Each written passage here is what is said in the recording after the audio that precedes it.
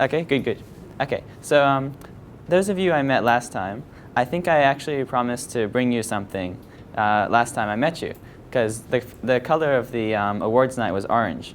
So I said we have some orange sunglasses. So I've actually brought orange sunglasses, open learning sunglasses for everyone.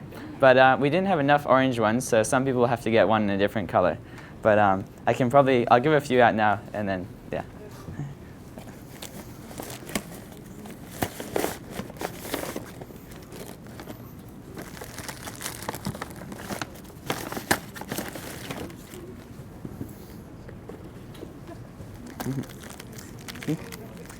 We have these orange cool sunglasses.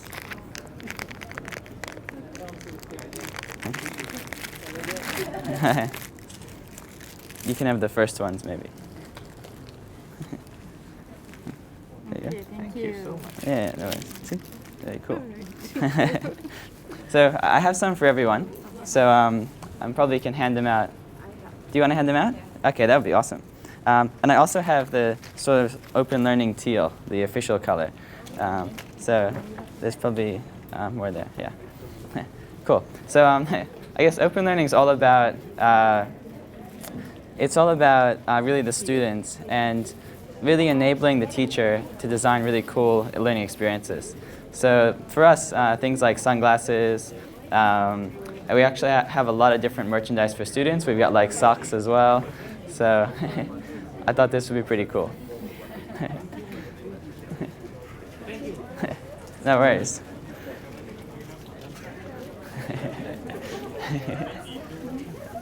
Very cool.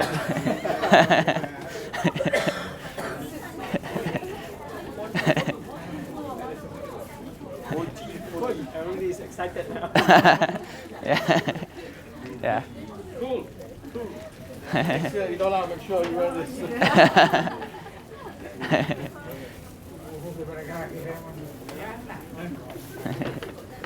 Okay, if there aren't enough, let me know, because I can ship some more from our office.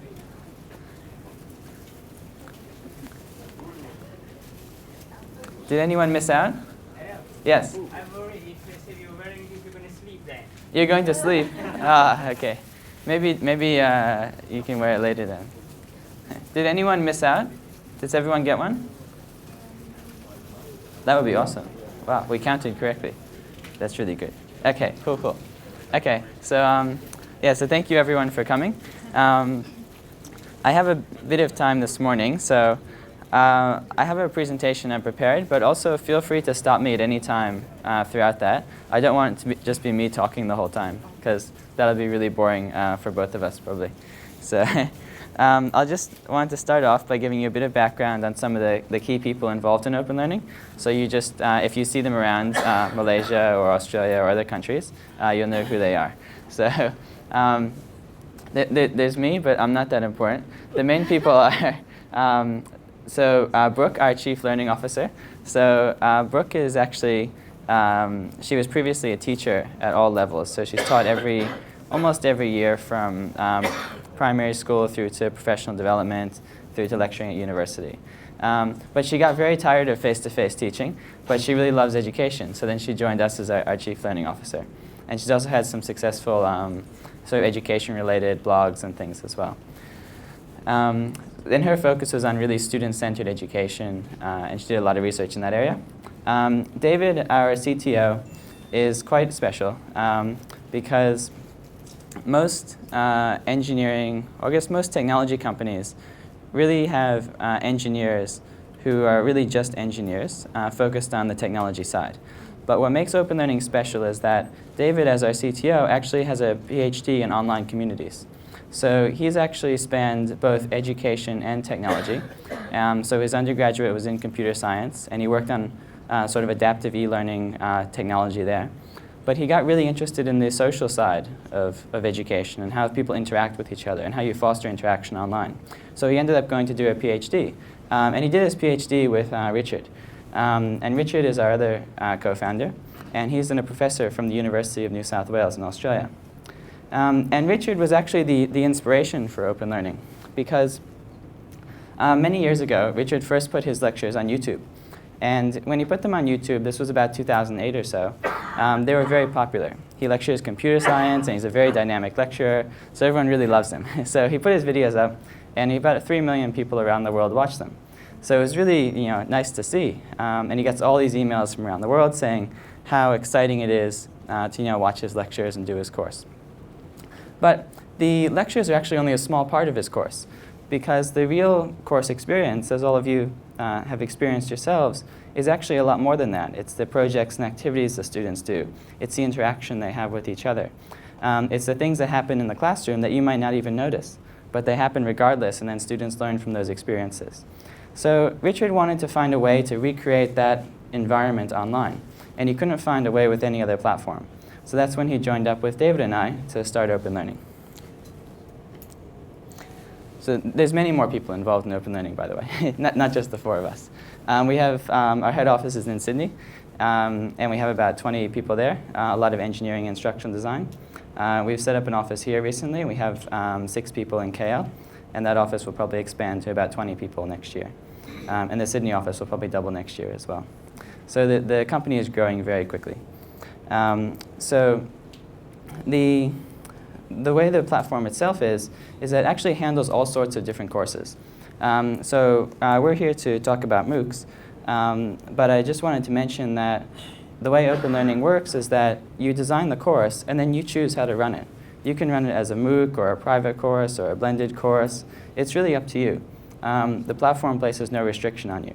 So because of that, people actually use the platform for everything from MOOCs through to sort of private professional development. Even in Australia, actually, one of our large customers is the Olympic team in Australia. So all the Olympic athletes in Australia actually do courses on Open Learning, and they do their professional development on Open Learning. So education spans across many areas. So the platform really supports all of that. So I didn't want to talk too much about us or things like that, but I thought it would be good to do a quick intro of where we're at. So really the main topic today.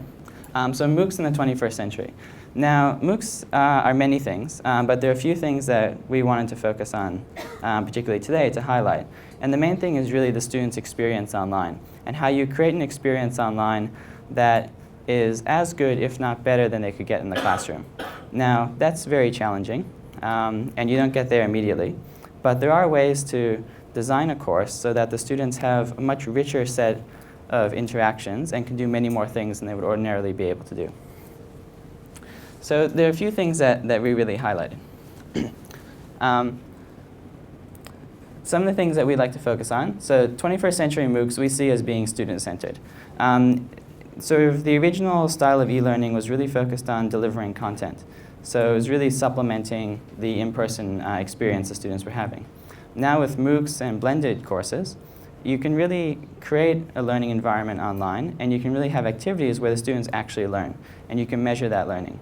So to do that effectively, you really need the student engaged in using the platform and doing the things. So having a student-centered experience is really critical. Tying into that is really the activity-based component. So MOOCs in the 21st century are focusing a lot more on the different things students can do, rather than what they can see or read. So it's really having a rich set of activities the student can participate in and can work on with other people. And then there's really the supportive, having a supportive community. So the student these days is not used to doing things on their own. They don't want to be lonely. They don't want to go to Wikipedia and just read it. They actually want to be with other people. They want to be doing things with other people, because that gives them a lot of motivation to continue. And most of the students' experience these days, outside of education, is actually very social as well. Students spend a lot of time on WhatsApp and WeChat, Facebook, Tumblr, and really they're always with other people. Even though they're looking at their phone, they're still doing things with other people. So when they go to learn online, they have to learn with other people as well. Otherwise, it doesn't feel like a good experience to them. And another one that I want to focus on a bit today is the integration of the physical and the virtual world. So a lot of people look at online learning and they think online learning, you must do everything online. But to us, that's actually not the case. A great online learning experience actually enables things to happen offline. And then students can report back and share what's happened offline in the online course. And that's really a lot how social media works. And when you go on Facebook or Tumblr, people are sharing things from the real world on those sites. And that's a very social experience. So the learning environment that you create can do that as well.